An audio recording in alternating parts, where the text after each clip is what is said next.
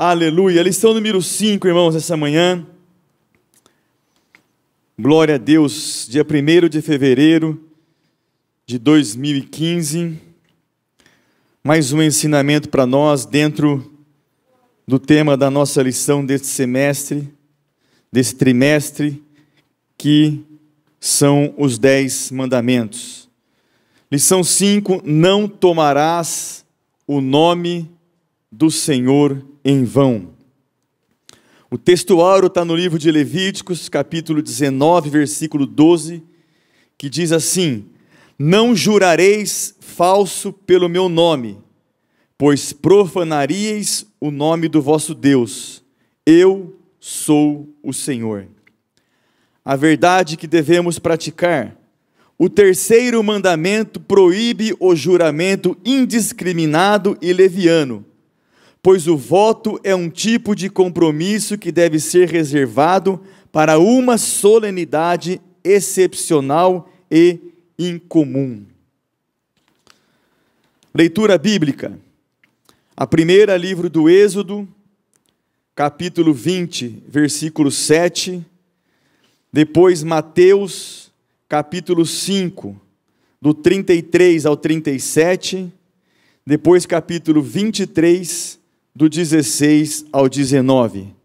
Nos diz assim a Sagrada Escritura nesta manhã: não tomarás o nome do Senhor teu Deus em vão, porque o Senhor não terá por inocente o que tomar o seu nome em vão.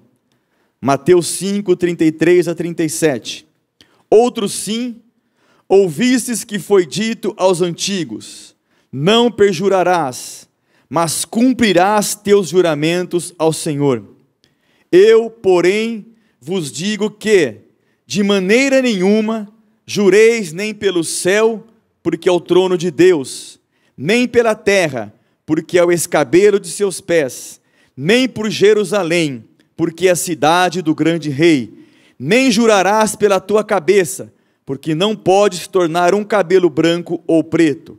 Seja, porém, o vosso falar sim, sim, não, não, porque o que passa disso é de procedência maligna. Ai de vós, condutores cegos, pois que dizeis: qualquer que jurar pelo templo, isso nada é, mas o que jurar pelo ouro do templo, esse é devedor. Insensatos e cegos, pois qual é maior, o ouro ou o templo que santifica o ouro? E aquele que jurar pelo altar, isso nada é, mas aquele que jurar pela oferta que está sobre o altar, esse é devedor.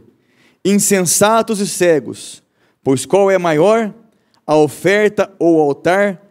Que significa a oferta?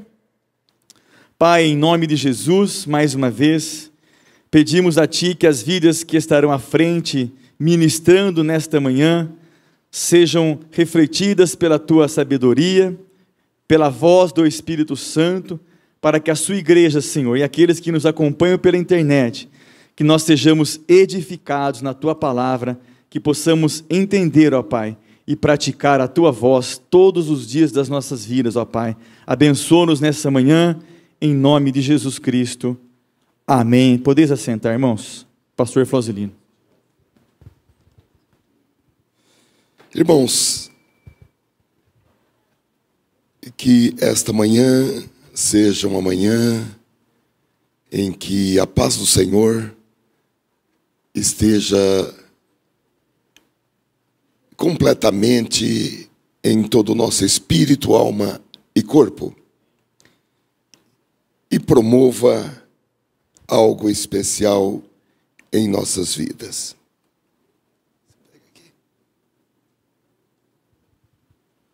A nossa lição, irmãos, que é a lição número 5, não tomarás o nome do Senhor teu Deus em vão, é o terceiro mandamento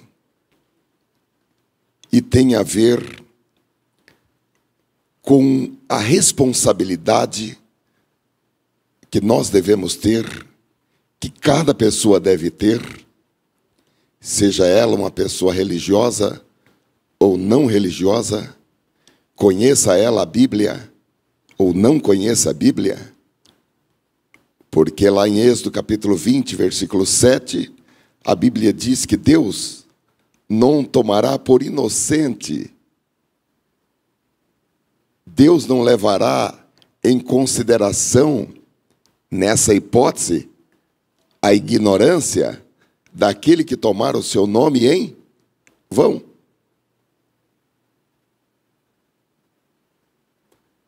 Me parece, Êxodo capítulo 20, versículo 7. E parece que estamos diante de uma exceção à regra muito grande. Evidentemente, eu penso que aqui estão incluídos aqueles que puderam, mas não quiseram. Aqueles que o conhecimento de Deus estava à sua disposição, porque a Bíblia diz que a sabedoria, ela está aí na rua, que ela está gritando nas praças. Porém, a sabedoria é desprezada. E Deus não tomará por inocente aquele que tomar o seu nome em vão. Nós precisamos dizer isso para as pessoas. Ah, mas eu nunca li a Bíblia. Ah, lamento. Deus não tomará por inocente aquele que tomar o seu nome em vão. Irmãos, ler a Bíblia, falar da palavra de Deus para as pessoas, nós não vamos falar muita coisa que as pessoas vão gostar, não. Porque o que as pessoas gostariam de ouvir eu não sou religioso. Não, você não é religioso? Não. O tratamento é o mesmo para aquele que decorou a Bíblia e para aquele que nunca abriu a Bíblia. Precisamos dizer isso para as pessoas. Que Deus não tomará por inocente aquele que pronunciar, utilizar, usar o seu nome em vão. É uma proibição completa.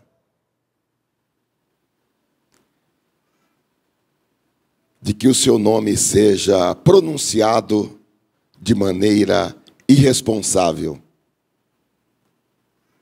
frívola, fútil, leviana, sem santidade, sem importância, sem compromisso, sem lhe dar o valor que lhe é devido.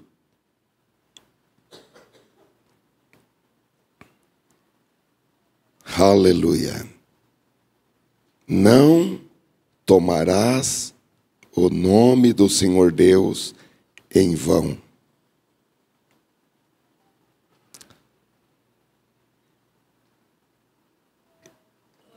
O nosso textuário fala sobre duas situações: jurar e profanar o nome de Deus. Jurar. No Antigo Testamento, o juramento não era proibido. Havia até um certo estímulo para que jurassem pelo nome do Senhor. Em Deuteronômio capítulo 6 e versículo 13, nós lemos: temam o Senhor, o seu Deus, e só a Ele prestem culto, e jurem somente pelo seu nome. Depois nós vamos ver isso lá adiante. É um versículo que está repetido em Deuteronômio, capítulo 10 e versículo 20. Juramento. Mas que era proibido era jurar falsamente. Estamos falando no Antigo Testamento. Mas Jesus, da mesma forma e com a mesma ênfase que ele orientou no Novo Pacto a respeito de amar os inimigos, porque no Antigo Testamento você amava os amigos e odiava os inimigos. E Jesus, da mesma maneira, com a mesma ênfase, ele também se referiu à questão do juramento. E falou, agora não é só a questão de jurar falsamente. A proibição não está em jurar falsamente. Mas ele disse, não jurem de forma alguma. Não jureis, nem pelo céu, que é o trono de Deus, nem pela terra. Não jure pelos seus cabelos, pela sua mãe, por esse teto, né, que tem alguns, olha, se isso que eu estou falando não for verdade, eu quero que esse teto caia na minha cabeça. Já viram? Eu quero que Deus me mate agora. Eu juro pelos meus filhos.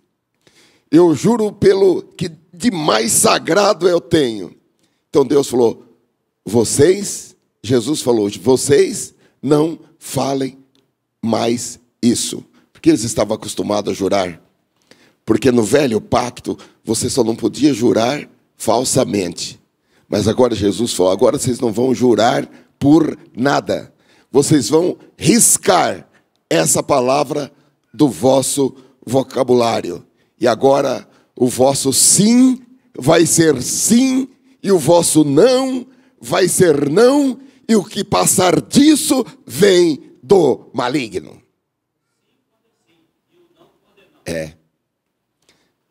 Então nós podemos, o sim é divino, ainda quinta-feira nós falamos isso. O sim é divino e o não também é divino. E são duas palavras que nós devemos usar, irmãos. Eu quero estimular os irmãos a utilizarem essas palavras, principalmente o não.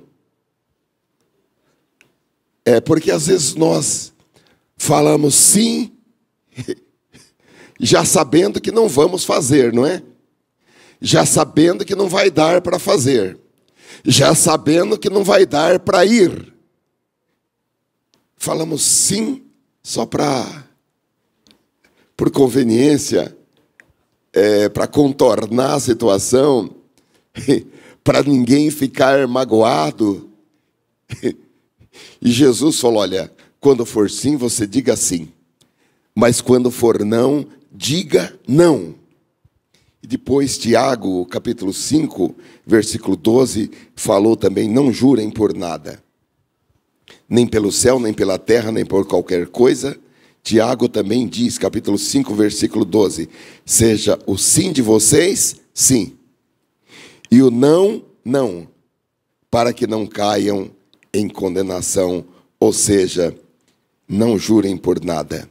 A nossa palavra, ela deve ter valor suficiente. Isso significa ter uma só palavra e manter aquela palavra, seja com lucro ou com prejuízo.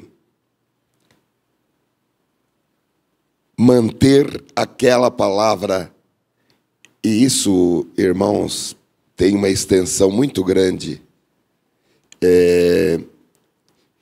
principalmente nos dias que nós estamos vivendo, porque um dos sinais do arrebatamento seria a infidelidade nos contratos, no trato. É como dizem, o que fala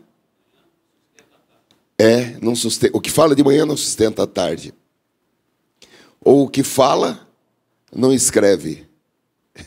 O que escreve não assina.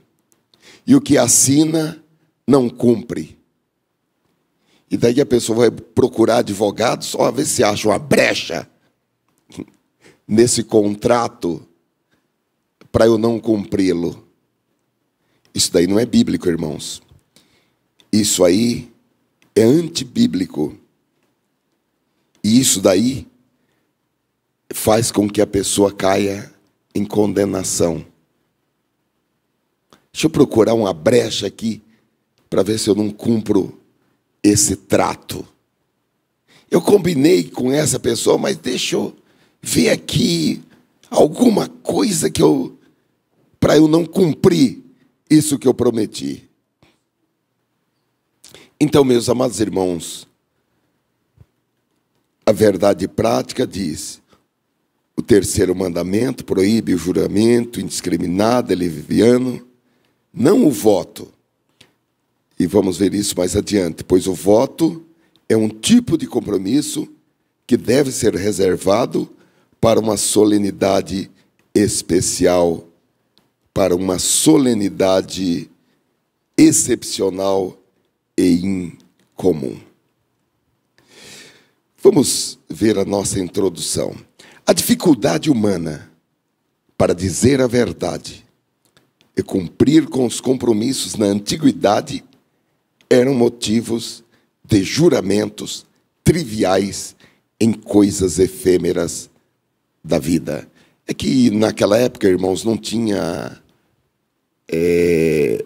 contratos, muitos contratos. As pessoas faziam um trato, mas isso não era escrito, era a palavra, era o fio do bigode, ou era a troca de um sapato, que marcava a solenidade. Então as pessoas, a forma mais assim usual era o juramento. Era o juramento. Porém, já naquela época havia a proibição de jurar e depois voltar atrás, ou jurar falsamente. Deus é santo e exige santidade do seu povo, assim o relacionamento de todas as pessoas deve ser honesto e cada um deve falar a verdade com o seu próximo. Eu acredito que todos nós já ouvimos alguém falar alguma coisa e depois eu estava brincando. É brincadeira o que eu estou falando, hein? Não acredita, não. Depois que você fica, às vezes, impactado, chocado, ou entristecido, a pessoa diz: olha, era brincadeira. Eu só queria ver a sua reação.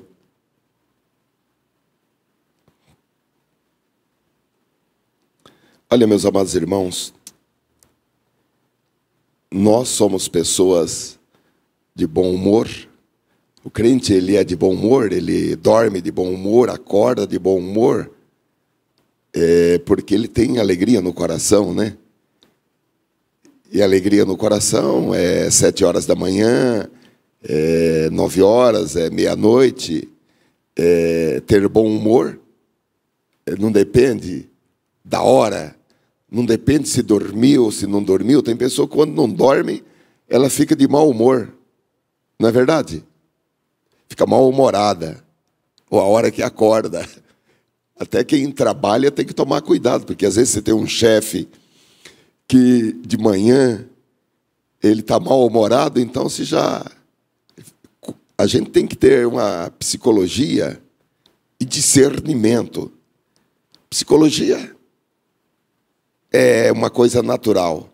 Discernimento é um pouco mais do que psicologia, porque é espiritual. E se você sabe que você tem um chefe, ou mesmo um pai, uma mãe, um marido, uma mulher, um filho, uma filha, que de manhã está de mau humor, fica meio longe dele de manhã. Acorda mais cedo. Fala tchau. Fui. Então, nós somos pessoas de bom humor. É o normal. O anormal, estou falando de um crente. Não estamos falando de pessoas que estão longe de Jesus. Estamos falando de crente. O crente, ele é uma pessoa de bom humor. Mas ele não pode fazer uma brincadeirinha e depois falar, eu estava brincando com você. Isso não é... Isso está fora, irmãos. Isso está fora. Esse negócio de mentira santa, não tem mentira santa.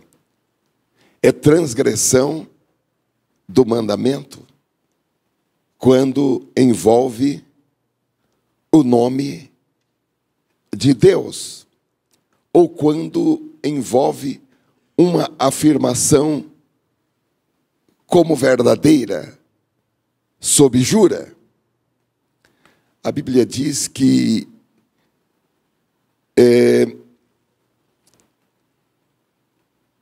o homem, o ser humano, ama a mentira. É incrível isso. Lá no livro de Romanos, capítulo 1, versículo 25, e também em Apocalipse, capítulo 22,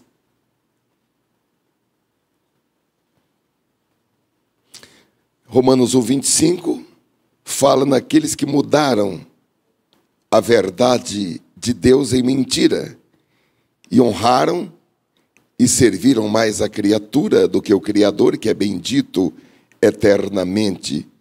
Amém.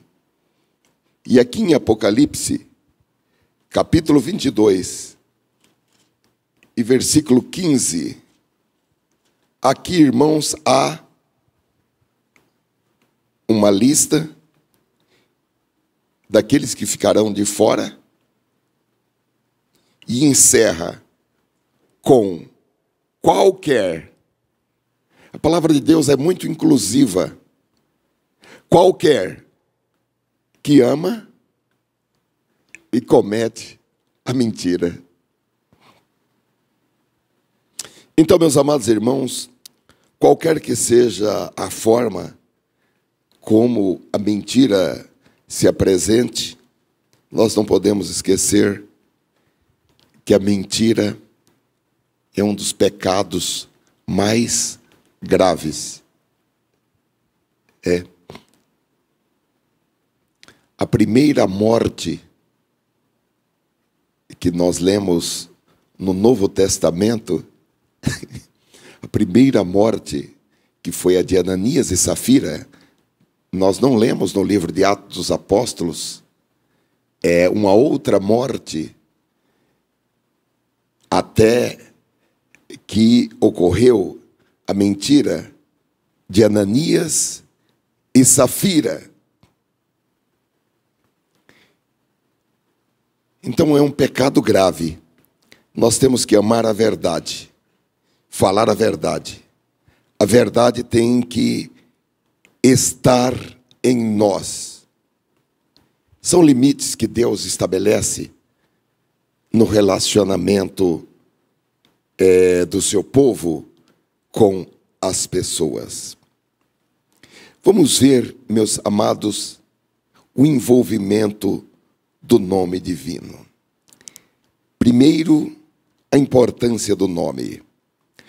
Nos tempos do Antigo Testamento, o nome era empregado não simplesmente para distinguir uma pessoa das outras, mas também para mostrar o caráter e a índole do indivíduo. Houve casos de mudança de nomes em consequência de uma experiência com Deus, como Abraão, Sara e Jacó.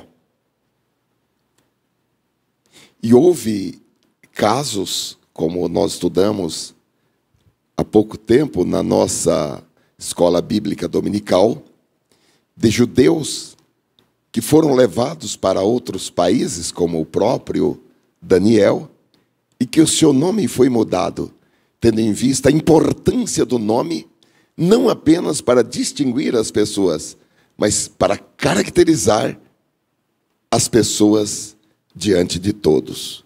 Então, quando falava o nome, ele não precisaria dar muitos traços da personalidade e até do passado daquela pessoa, porque o nome já dizia muito. O nome de Deus representa o próprio Deus, é inerente à sua natureza e revela as suas obras e os seus atributos.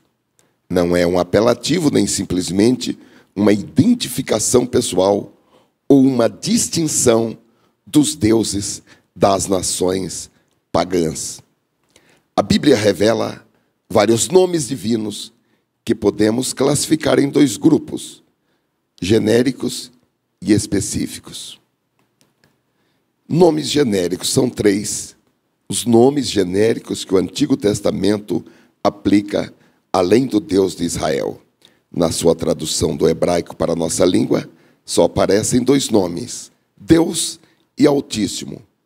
O nome Deus, em nossas Bíblias, é tradução do hebraico El, ou Eloá, ou seu plural, Elohim. O outro nome genérico é Elion, Altíssimo, às vezes acompanhado de El, como El Elion, ou seja, Deus Altíssimo. Nomes específicos. São três os nomes específicos que o Antigo Testamento aplica somente para o Deus verdadeiro: Shaddai, Adonai e YHWH, Yahvé, Javé ou Jeová. El Shaddai significa Deus poderoso. É o nome que Deus usou ao revelar-se a Abraão. Adonai, Senhor, é um nome próprio e não um pronome de tratamento. E o outro nome é o tetragrama, as quatro consoantes do nome divino, YHWH, Yahvé, Javé ou Jeová. A versão Almeida corrigida nas edições de 95 e 2009 emprega Senhor com todas as letras maiúsculas, onde consta o tetragrama no Antigo Testamento hebraico para distinguir de Adonai. Então, meus amados irmãos, nas nossas Bíblias, nós encontramos, na maioria das vezes, a tradução com o nome Senhor. E quando, na versão Almeida e corrigida, esse nome está com todas as letras maiúsculas, significa que ele está com a tradução de Shaddai, Adonai ou Yahvé, Javé ou Jeová. É muito importante para conhecimento, porque às vezes a gente olha na Bíblia e o nome Senhor está com as letras grafado, com letras maiúsculas. Então, nós já sabemos que todas as vezes que nós estivermos lendo e o nome Senhor, essa foi, eu não sei se em outras traduções, mas na Almeida corrigida há essa preocupação. Nós já sabemos que essa palavra Senhor, com letras maiúsculas, está em substituição a Shaddai, Adonai e Yahvé. Shaddai, Deus poderoso, e Adonai, Senhor, implica em proprietário, propriedade, senhorio. O nome que se tornou inefável. A pronúncia do nome divino o tetragrama é inefável no judaísmo. E nós temos que, nessa parte, aprender muito com o judaísmo. Porque nós, os cristãos, irmãos, nós somos assim, com muita facilidade, nós, às vezes, pronunciamos o nome de Deus apenas com a força de uma exclamação. Exclamação do tipo, ó com H, não é isso? Quando nós éramos católicos, para aqueles que foram, nós falávamos, Nossa Senhora Aparecida, né? Ou Nossa Senhora, ou mais encurtadamente, Nossa. Tem muito crente que dá fala nossa, que é um diminutivo de Nossa Senhora Aparecida. Não tem? Nossa Senhora Aparecida, no sentido de exclamação, né? Nossa! Então, nós ainda usamos o nome de Deus e precisamos assim, porque nós estamos em crescimento, irmãos, estamos em aperfeiçoamento, diante de algo que nós vamos exclamar, uma exclamação, não precisamos fazer essa exclamação com a ênfase tão grande envolvendo o nome de Deus. É claro que nós vamos clamar por Deus em um momento de necessidade. Vamos fazer aquela oração relâmpago, aquela oração seta, aquela oração que nós só falamos, meu Deus, ou Jesus, clama a mim, né?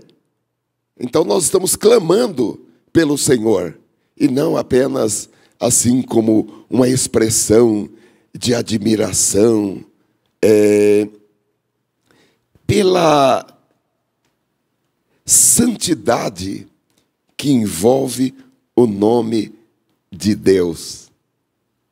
O nome de Deus, irmãos, é para ser clamado, pronunciado, com muita reverência. Não é porque aquele frango está gostoso, meu Deus, que comida gostosa. Não é verdade? Meu Deus. Então, eu acho que nós temos que aprender muito aqui com os judeus, viu? O tetragrama é inefável no judaísmo desde o período interbíblico e permanece impronunciável pelos judeus ainda hoje. Isso para evitar a vulgarização do nome e assim não violar o terceiro mandamento. A escrita hebraica é consonantal. As vogais são sinais diacríticos que os judeus criaram a partir do ano 500 depois de Cristo. Assim, a pronúncia exata das consoantes Y, H, WH se perdeu no tempo. Os judeus religiosos pronunciam por reverência Adonai cada vez que encontram o tetragrama no texto sagrado na leitura da sinagoga. Jeová ou Javé. Na Idade Média, especialmente no século XIV, foram inseridas no tetragrama as vogais de Adonai. O Y é semiconsoante no alfabeto hebraico. O resultado é a pronúncia Ieua. Isso para lembrar na leitura que esse nome é inefável e dessa forma pronunciar Adonai. Esse enxerto no tetragrama resultou na forma Jeová, que não aparece no Antigo Testamento hebraico. Estudos acadêmicos confirmam o que a maioria dos expositores do Antigo Testamento vinham ensinando, que a pronúncia antiga do nome é Iavé, e na forma aportuguesada é Iavé ou Javé. O significado. Esse nome vem do verbo hebraico Yah, ser, estar. O significado desse verbo em Êxodo 3,14, eu sou o que sou, indica que Deus é imutável e existe por si mesmo. É autoexistente, autossuficiente e que causa todas as coisas. Deus se revela pelo seu nome. O terceiro mandamento é um resumo e, ao mesmo tempo, uma recapitulação daquilo que Deus havia dito antes a Moisés. Pois não, irmão? Eu gostaria de fazer um comentário a respeito de que nem sempre o judeu é tão modelo de respeito a Deus, porque o maior respeito e a maior consideração com Deus é a obediência.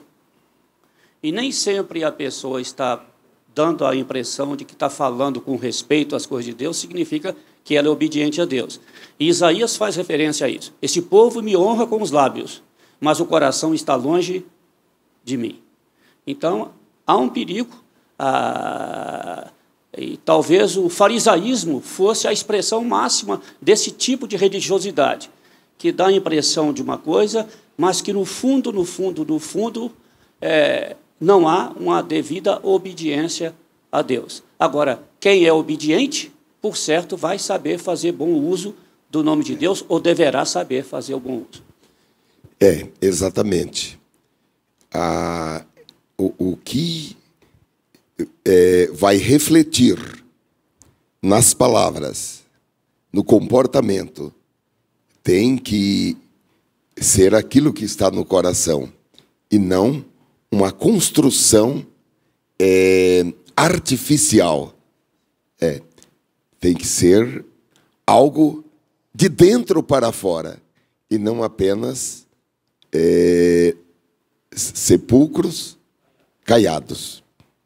Então, meus amados irmãos, eu creio que nós estamos sendo muito ajudados nesta manhã, dentro desta obra que o Espírito Santo está realizando aqui na terra, de aperfeiçoamento da igreja. Porque a igreja será apresentada diante do Senhor sem mácula,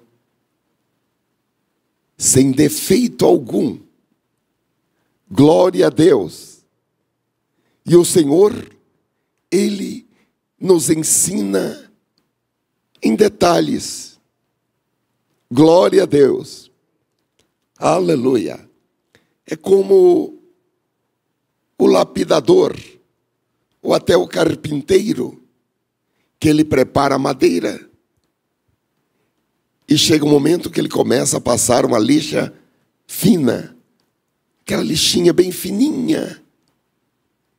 O Espírito Santo, ele está trabalhando e nos aperfeiçoando nos detalhes.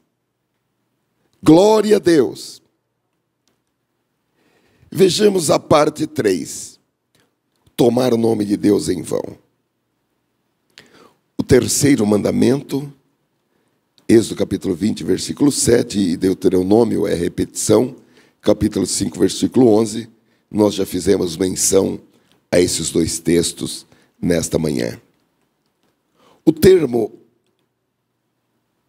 hebraico Yashal, em vão, inutilmente, à toa, indica algo sem valor, irreal no aspecto material e moral. A Septuaginta emprega a a expressão grega epitamaio, impensadamente. O substantivo shau, pronuncia-se chave, significa vaidade, vacuidade. Corresponde a usar o nome de Deus de forma superficial, em conversas triviais. Faltar com a verdade em seu nome, como ao pronunciar um juramento falso, ou fazer um voto e não o cumprir. Então, o nome de Deus não pode ser usado de forma superficial. Só um minutinho. Os irmãos se lembram que Paulo, quando doutrinou a respeito da celebração da ceia do Senhor, ele disse que não discernir, não compreender, participar da ceia do Senhor sem discernir o corpo do Senhor era problema. Por causa disso, há entre vós fracos, doentes e muitos que já morreram. Então,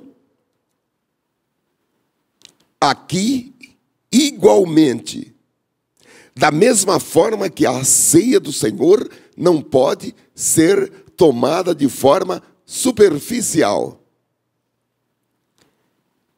Tomar o nome de Deus em vão corresponde a usar o nome de Deus de forma superficial. Em conversas triviais.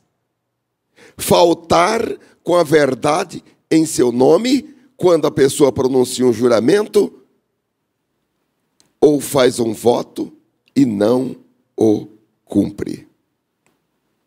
Pois não, irmã Áurea.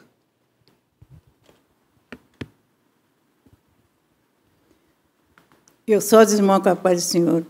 O pastor falando isso, eu estou aqui pensando e preocupado, que essa semana eu passei uma semana meio com o negócio trabalhando na minha mente, que é inacreditável, eu pensei, eu não posso engolir, isso é difícil engolir. Pode engolir o que quiser, mas eu, Deus que eu aceitei Jesus, as coisas que eu sei que não é da graça de Deus, eu não engolo mesmo. Por isso que quando eu não era crente, eu ia na igreja católica e ia na evangélica para empreender quem estava falando a verdade. E isso está na minha mente, que quando eu aceitei Jesus, aceitei de verdade. E essa semana eu estava vendo, eu escutei uma reportagem, que esse negócio de nós estar com falta d'água de seca muito grande, que tem lugar para ficar 2 dias sem água e 5 dias sem água. Então, está dando uma preocupação tremenda, e muita gente, que não entra na minha mente, que você vê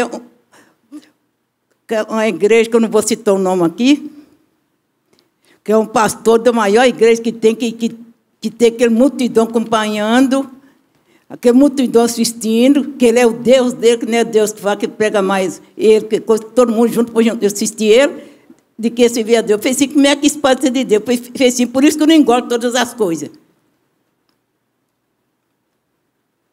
Porque quando tem uma mensagem, você sabe que é fácil, Jesus me revela essa mensagem de ti, ou ser o homem está falando, ou ser o diabo está falando.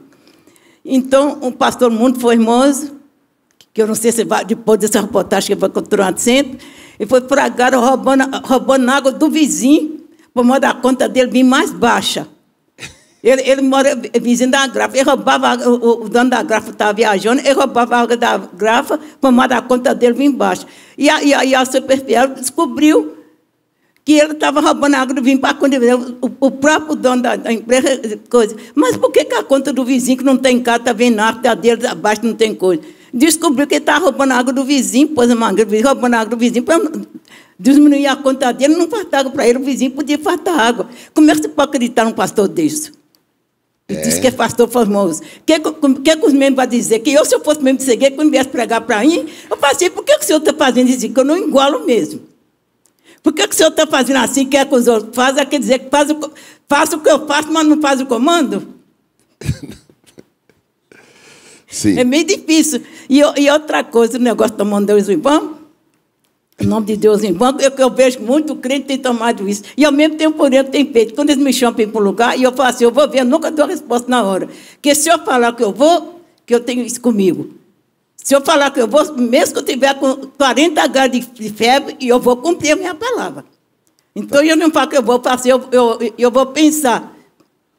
Qualquer coisa eu dou resposta, mas nunca dou assim no final. Porque muita gente tem jogado desculpa no diabo. O diabo não faz nada e joga a culpa no diabo. A minha coisa está fazendo com Deus. A ataque do inimigo é essa. Aí, Deus, que coisa, qualquer coisinha, Deus falou. Fica jogando a culpa em Deus. A gente tem que jogar a culpa no diabo, porque o diabo que fez eu fazer isso, o diabo fez eu fazer aquilo. E sempre que o fulano faz, pequei. O diabo não obriga ninguém a fazer nada. Porque se fosse assim, eu tinha feito muita coisa. E eu não tenho família aqui, eu moro longe de família, vim para Campinas Nova convertida, enfrentei muita coisa, que vocês não sabem o que eu enfrentei, minha mãe morreu sem saber o que eu enfrentei nessa cidade, e estou firme com Jesus até hoje. E estou sempre feliz, eu passo noite sem dormir, a noite que eu perco o sono, eu ligo o CD, fica louvando a Deus e cantando junto. E maestro, o dia alegre, mais alegre, esquece que eu estivesse dormindo a noite inteira. Amém. Glória a Deus por isso, Maura. Lauselino. Sim. Queria só fazer um comentário aqui. Pois não, irmão. Se bem que todo esse tipo de responsabilidade, esse tipo de coisa errada, nós podemos pôr a culpa no diabo, sim. Sim. Ele é o causador de toda essa desgraça que caiu sobre a humanidade. Sim. Então, quando nós usamos o nome de Deus em vão, no fundo, é Ele que está trabalhando em nós. Quando nós não valorizamos o Senhor, é Ele que está trabalhando. Eu queria ler sobre a ceia, tanto aqui essa Bíblia aqui, ela é em espanhol e em inglês, eu queria ler tanto o versículo que fala em espanhol como o que fala em inglês. Por isso, se uma pessoa come e bebe do copo e da mesa do Senhor, sem lhe dar a devida importância, peca contra o corpo e o sangue de Jesus. Quer dizer, se a pessoa come o pão e bebe do vinho, sem dar a devida importância, ela está trabalhando contra o corpo de Cristo, contra a igreja.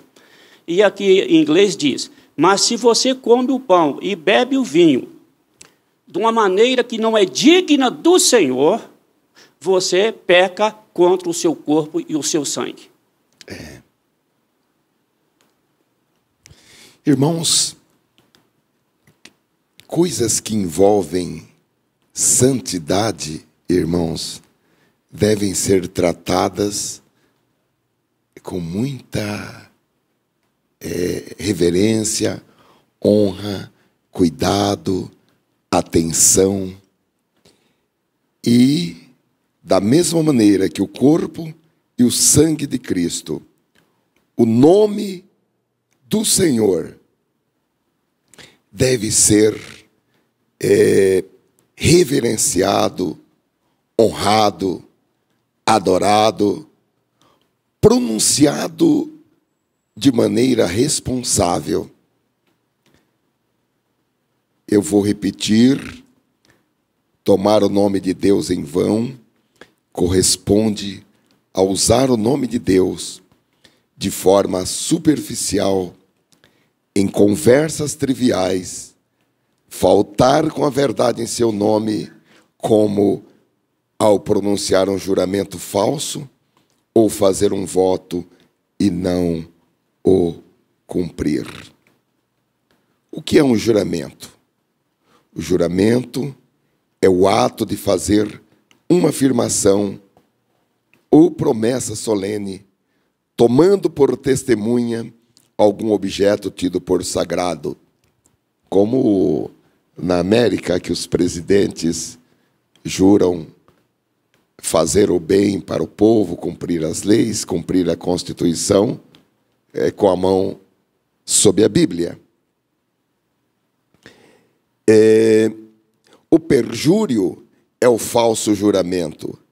As palavras do Senhor Jesus em Mateus 5:33, ouviste que foi dito aos antigos, não se refere ao Antigo Testamento, mas aos antigos ensinos dos rabinos, as suas interpretações peculiares das passagens da lei que falam sobre o tema.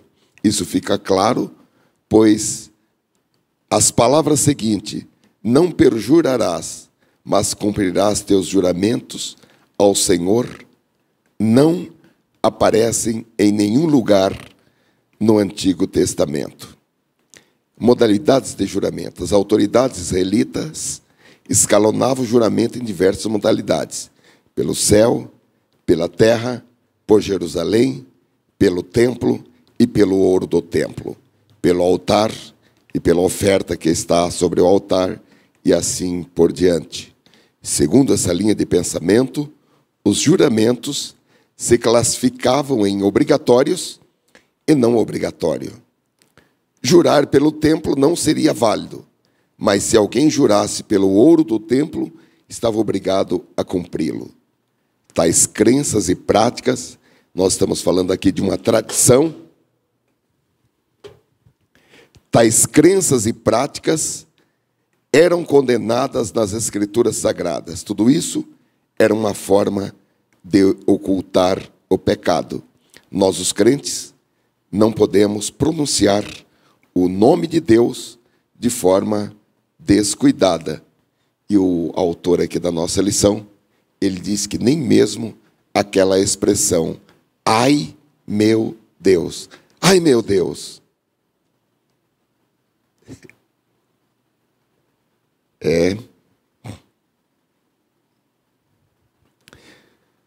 o Senhor Jesus proibiu o juramento.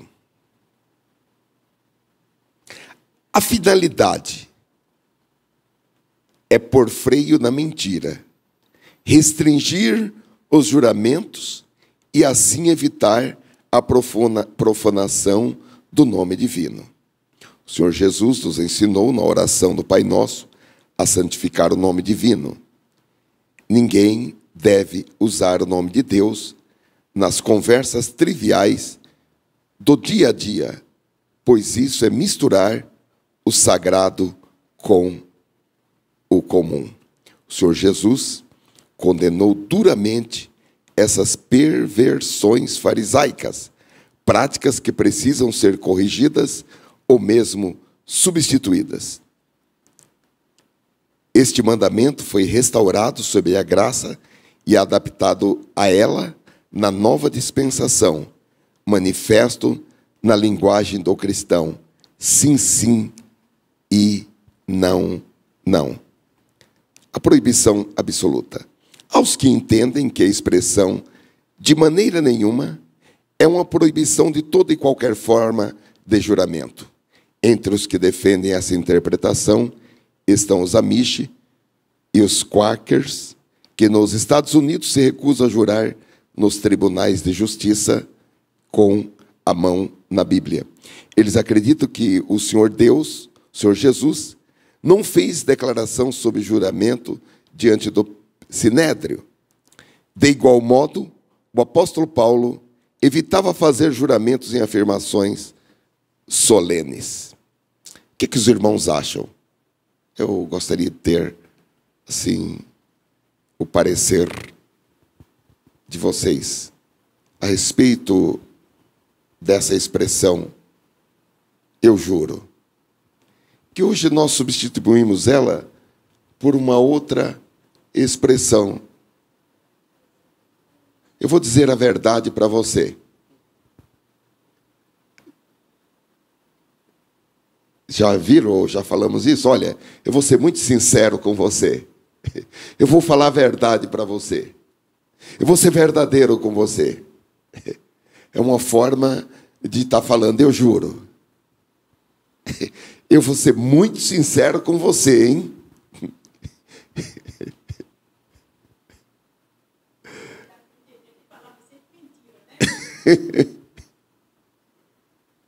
Eu vou ser muito sincero. Eu vou ser muito sincera.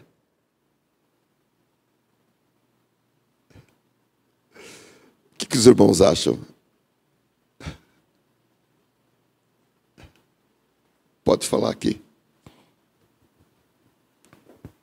Paz do Senhor a todos. Eu acho que não deve-se realmente jurar. É como está na palavra. A palavra do crente tem que ser sim, sim, não, não. E tudo que passa é do maligno. Então, para que você jurar? você tem que ter a convicção, e as pessoas que te ouvem, ela tem que ter essa segurança de quando você falar sim é sim, quando você falar não é não. Não no termo literal do sim ou do não, mas na expressão que você está falando. Então, acho que para o crente, ele não há necessidade de juramento. Eu não vejo necessidade de jurar por nada. Amém. Então, a proibição absoluta e a proibição relativa. Outros afirmam que a proibição de Jesus se restringe aos juramentos triviais, e por essa razão o Senhor Jesus foi específico: de maneira nenhuma jureis, nem pelo céu, nem pela terra, nem por Jerusalém, nem jurarás pela tua cabeça. Outro argumento é que os homens de Deus do Antigo Testamento faziam juramentos em situação solene e o próprio Deus jurou por si mesmo. Consideram ainda como juramento a resposta de Jesus às declarações solenes de Paulo. Essas últimas passagens bíblicas não parecem conclusivas em si mesmas. Entretanto, a proibição relativa nos parece mais coerente. Mesmo assim, devemos evitar o juramento e substituir o termo por voto solene, mesmo em cerimônias de casamento. Uma coisa, irmãos, é o crente declarar solenemente um compromisso, um voto. Você vai assumir um cargo público, você assina um compromisso. Não é isso? Você trabalha em uma empresa, você assina um termo, um voto, um compromisso de confidencialidade, ou seja, o que você souber a respeito da empresa ou a respeito de pessoas que se relacionam com aquela empresa, com aquele negócio, deve ser mantido em caráter confidencial. Não é isso? Caráter confidencial. Os irmãos que trabalham com informática, que têm acesso a informações que são controladas, informações confidenciais. O irmão Dercival, que vê a conta de todo mundo, não é isso? Ou até mesmo você tem um relacionamento, a sua empresa, a empresa que o irmão trabalha, pastor Luciano, está fazendo uma obra para outra empresa, tem acesso a determinados números. Então, o fato de você assinar um termo de compromisso, o fato de você fazer, digamos, um voto, isso não é um juramento. Dentro das palavras de Jesus está acima do juramento. Do juramento na forma como a tradição judaica permitia.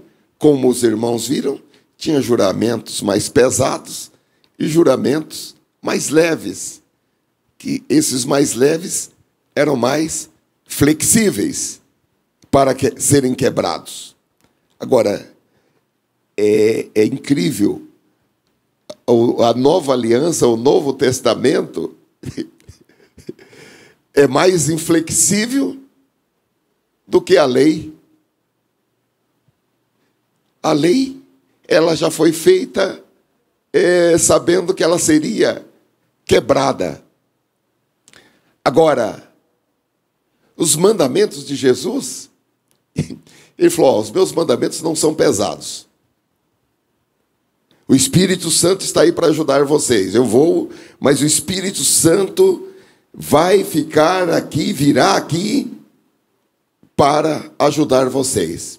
Então, o sim do crente é mais forte, é mais fixo do que o juramento lá do antigo pacto do Antigo Testamento. Roselino, queria levantar uma questão aqui. Pois não, irmão.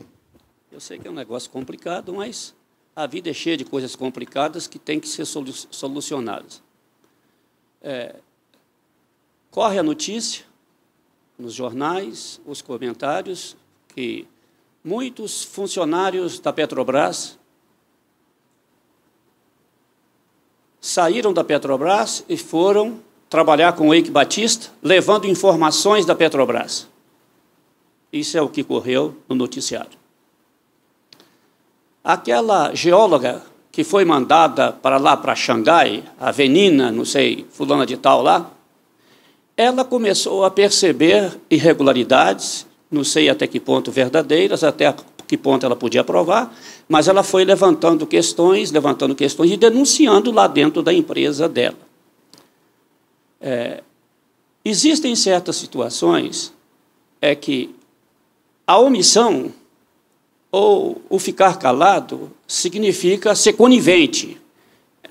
Dá para falar alguma coisa dentro desse assunto do sim, sim, não, não, de ter compromisso com a empresa, de ser sincero com a empresa, de não querer expor a empresa, de não querer fornecer dados da empresa para fora dela, de ser leal àquela instituição? Dá para falar alguma coisa sobre isso? Irmãos, eu penso que a lealdade, e aí nós, seja no serviço público ou seja no serviço privado, a lealdade com Deus está acima dos interesses pessoais. Então,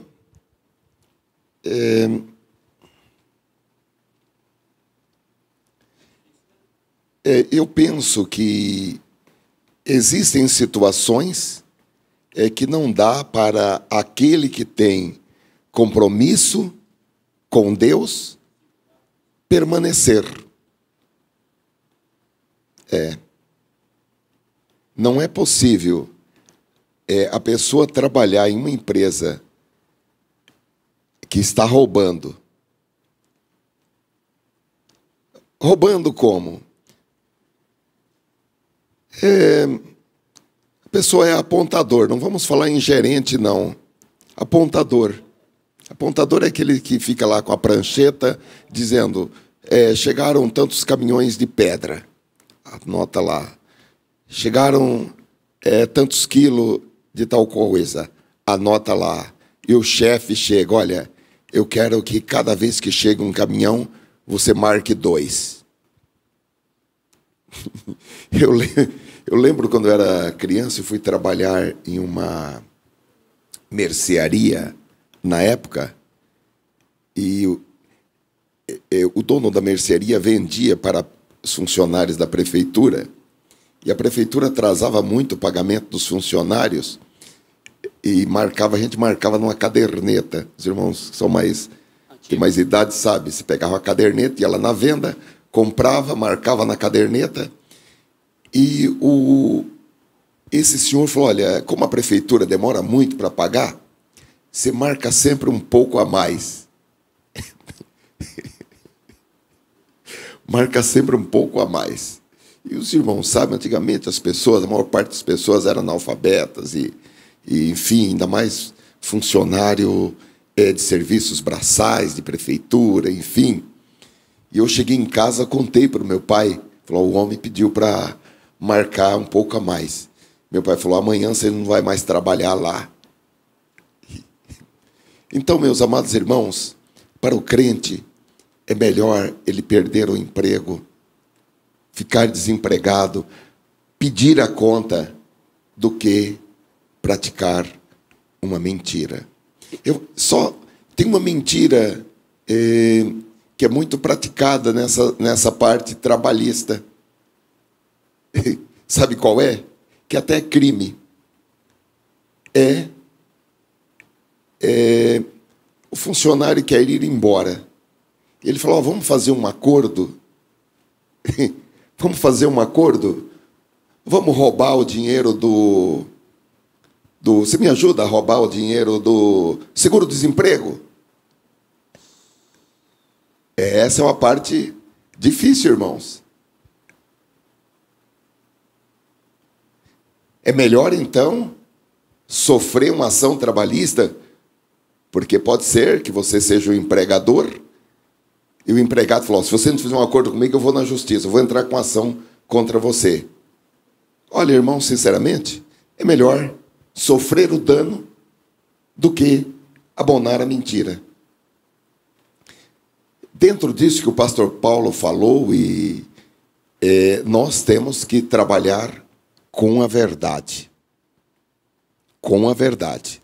É melhor perder o emprego do que entrar em situações de mentira, de corrupção e etc.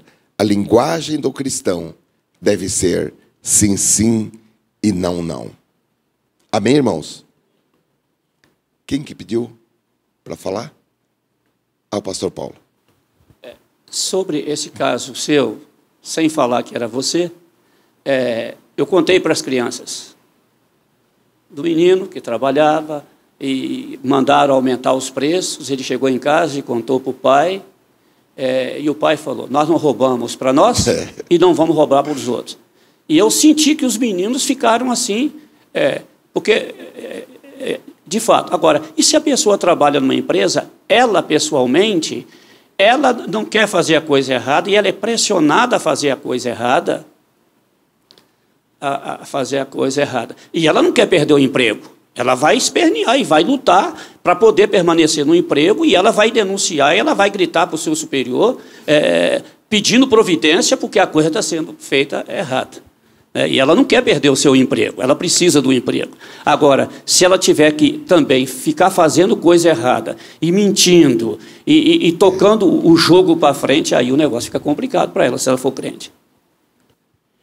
Uma vez o irmão contou um testemunho aqui, que ele trabalhava numa empresa na cidade de Marília. Ele era saqueiro.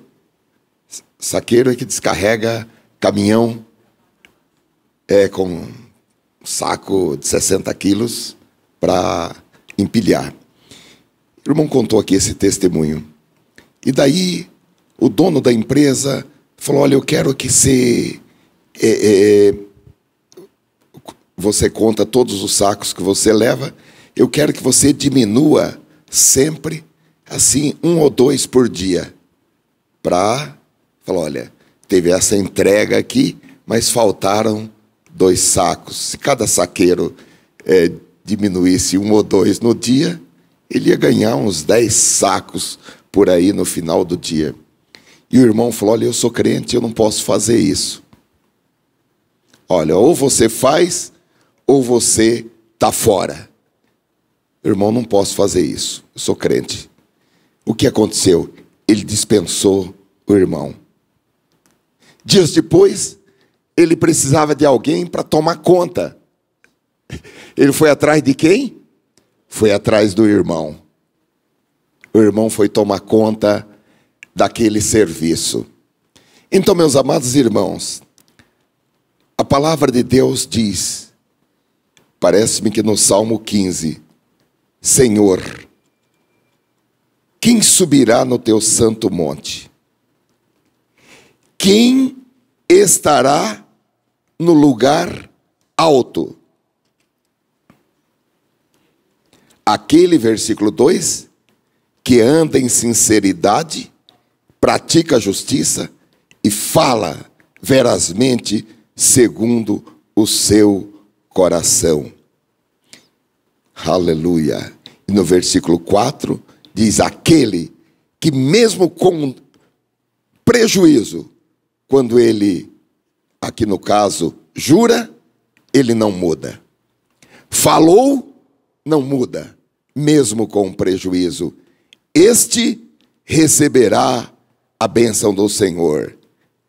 E esse salmo encerra dizendo: quem faz isso nunca será abalado. Irmãos queridos, nós podemos apostar na verdade. Porque nós criamos as condições para que o Senhor estenda a sua mão e nos abençoe. E é a bênção do Senhor que faz toda a diferença. É a bênção do Senhor que enriquece e não acrescenta dores. Isaac plantou e colheu 100, porque o Senhor o abençoava. Aleluia. É uma questão de inteligência. Pois não, irmã? Eu tenho uma dúvida, que eu conheço gente que trabalha e é crente. Está trabalhando e ganhou o seguro-desemprego. E para mim isso é desonesto. Agora eu queria responder se isso é certo ou se é errado. Porque você trabalhando e ganhando seguro-desemprego, e eu acho que para crente isso não cola. Esse já foi respondido, Áurea. Não pode. Não pode. Conclusão. A linguagem do cristão deve ser sim, sim ou não, não. Não há necessidade de jurar, pois o testemunho, como crente em Jesus, fala por si mesmo. Se alguém precisa jurar para que se acredite em suas palavras, tal pessoa precisa fazer uma revisão em sua vida espiritual. Por essa razão, devemos viver o que pregamos e pregar o que vivemos. Então, meus amados irmãos, em nossas palavras, em nossos compromissos, não há necessidade de jurar, não há necessidade de falar, eu vou ser sincero com você, eu vou falar a verdade. Obviamente, existem situações que nós podemos até falar, eu vou ser extremamente claro com você, para não ficar nenhuma dúvida. Agora, entre falar eu vou ser extremamente claro, eu vou ser claro com você, e falar eu vou ser sincero, tem uma distância muito grande. Ou eu vou te falar a verdade, ou eu juro pelo que demais, eu juro pela minha salvação.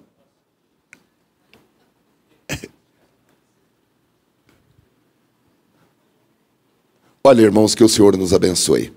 O Espírito Santo está nos aperfeiçoando. O Espírito Santo está aqui na terra. O Espírito Santo vai entregar esta igreja, aleluia, aperfeiçoada, sem defeito algum, sem mancha, sem mácula.